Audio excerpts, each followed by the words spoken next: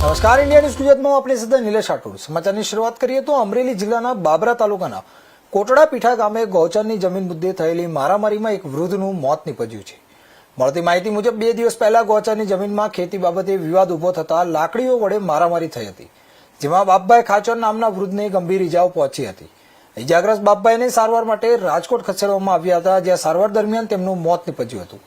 આ ઘટનાને લઈને બાબરા પોલીસે હત્યાનો ગુનો નોંધી આરોપી રમેશ ગોવર્ધન સોલંકીની શોધખોળ શરૂ કરી છે, ત્યારે પોલીસ દ્વારા સમગ્ર મામલે વધુ તપાસ હાથ ધરવામાં આવી છે।